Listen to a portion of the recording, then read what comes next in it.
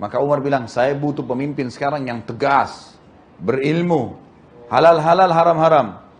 Membuka, memenuhi kebutuhan masyarakatnya, membuka pintu rumahnya selalu untuk orang yang mengeluh. Siapa yang kalian maksud, siapa yang kalian tunjuk? Mereka, siapa nih Amirul Mukminin? Mau cari siapa? Cari dari sahabat Nabi yang masih hidup. Sampai ngerucut kepada Umair bin Sa'ad radhiyallahu anhu. Waktu Umair ini lagi jihad, lagi di medan perang. Panggil sama Amirul Mukminin Umar. Hai Umair, saya mau tunjuk kau jadi gubernur. Ya Amirul Mukminin, maafin, jangan jadi gubernur, saya nggak mau. Tunjuk saya jadi pasukan perang, tunjuk saya pemanah, bawa batu, jangan jadi gubernur, saya nggak mau. Nggak bisa, ini perintah saya, harus kau jalankan. 1 tahun dia pergi ke Hims, aman semuanya. Bagaimana tidak? Rumahnya terbuka. Dia waktu tiba di sana, dia nggak pakai rumah khusus, rumah dari tanah liat dibangun sama dia, dibebasin tanahnya, dia bayar pakai duitnya, dia bangun rumah kecil, ini rumahnya gubernur, silakan datang kalau butuh apa-apa.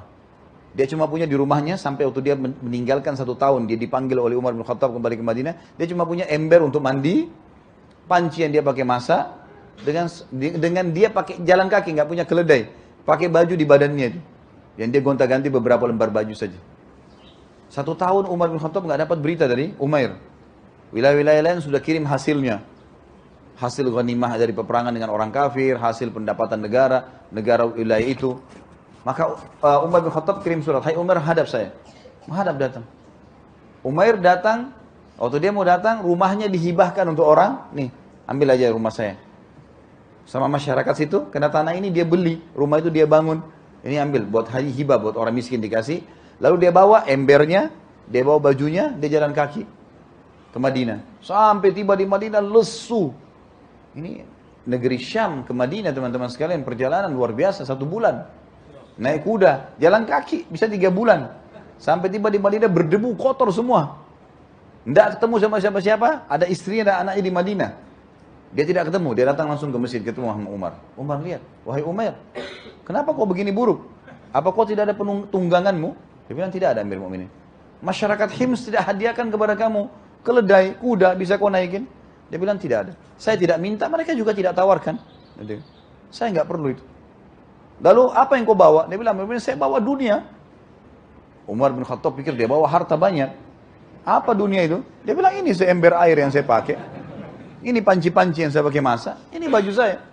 Mana hasil negaramu? Semua saya sudah bagikan. Dan demi Allah Amir Mu'minin, kalau tertinggal satu dirham pun, saya akan antarkan kepada anda. Saya berikan kepada haknya masing-masing. Lalu kata Umar, panjangkan jabatannya Umair. Kata Umair, tolong. Stop. Saya udah nggak mau lagi. Saya udah nggak mau. Izinkan saya pergi tinggal sama istri anak saya. Di pinggir kota Madinah, di pinggir. Di kebun-kebun, ada kebun saya, ada kebunnya kecil. Saya mau tinggal sana memang, sudah cukup. Saya nggak mau lagi. Maka Umar bilang, baiklah. Lalu Umar ingin tes Umair. Umair lagi, ini Umair ini 1 tahun nggak ada laporan. Jangan sampai dia curang. Maka diutus salah seseorang bernama Harith. Beberapa hari kemudian, coba kamu jadi tamunya Umair. Bawa ini 1 kantong 1000 dinar. Bawa pesan. Harith ini tidak dikenal oleh Umair. Umair ini rupanya tinggal di kebun kurmanya, kecil kebunnya, ada rumahnya kecil dari tanah liat. Dia selalu buka setiap pagi. Ada orang lewat, kalau istrinya siapin makan apa dipanggil. Ayo saudaraku makan, silakan mampir. Orangnya luar biasa, baik sekali. Lewat Harith, sengaja pas dia lewat, pintu rumah dibuka. Umair bilang, hai saudaraku mampirlah. Harith memang mau datang jadi tamu. Ya saya mampirlah. Kata Umar bin Khattab, hai Harith, lihat perhatikan keadaannya. Kalau kau lihat keadaannya susah, bantu dia dengan 1000 dinar ini. Tapi kalau kau lihat keadaannya mampu, ya sudah nggak usah. Laporkan aja kepada saya. Tinggallah Harith selama 3 hari. Harith bilang, saya tidak lihat kecuali beberapa sak gandum, beberapa kilo gandum untuk buat roti, dengan beberapa butir kurma. Dan Umair pada saat melihat ada Harith, semua dibuat masakan, seakan-akan masakan mereka banyak padahal tidak ada. Dan Harith tahu itu, dihidangkan kepada Harith. Harith makan. Sampai Umair, istrinya sama anaknya kelaparan 3 hari. Setelah 3 hari kata Umair apa? Wahai Harith, maaf saya harus sampaikan. Bisa nggak kamu cari muslim yang lain untuk kamu menjadi tamu? Saya sudah kehabisan makanan, nggak bisa biaya hidupmu. Kata Harith, saya utusan Amir Mu'minin. Dan dia menyuruh saya berikan 1000 dinar ini. Kata Umair, saya nggak butuh, bawa kembali. Saya nggak butuh itu. Lalu istrinya, Umair teriak dari dalam, wahai Umair, kalau kau nggak butuh, ambil saja, berikan kepada orang yang tidak mampu. Istrinya bilang dari dalam. Kata Umair, saya nggak punya kain atau tempat wadah untuk menampung. 1000 dinar banyak. Lalu istrinya lemparin sebuah kain tua dari dalam, ditaruh, lalu ditaruhlah 1000 dinar. Lalu kemudian tidak nunggu, pada saat itu dia jalan, dia keliling di sekitar kebunnya orang miskin, dibagiin semua. Nggak tahu 1 dirham pun dah 1 dirham pun ditinggalkan. Haris lihat tuh, Haris kembali. Kata Umar, bagaimana kau lihat? Ya Amir Mukminin, nggak ada orang kayak manusia ini. Dia kelaparan sama istri anaknya dan saya dikasih makan. Saya kasih 1000 dinar, nggak dipakai sama dia. Dibagi-bagiin orang miskin. Dan sepakat suami istri. Istrinya juga begitu. Nah, ini istri yang luar biasa nih. Kalau sekarang kan, sebentar. Buat saya mana? Sisipin dulu buat istri gitu kan. Beli mobil, beli perhiasan, ini nggak ada. Ayo Umair, bagi.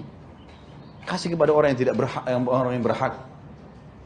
Maka luar biasa, sampainya Umar memberikan julukan Umair, orang yang jarang tidak ada lagi. Seperti itu teman-teman sekalian.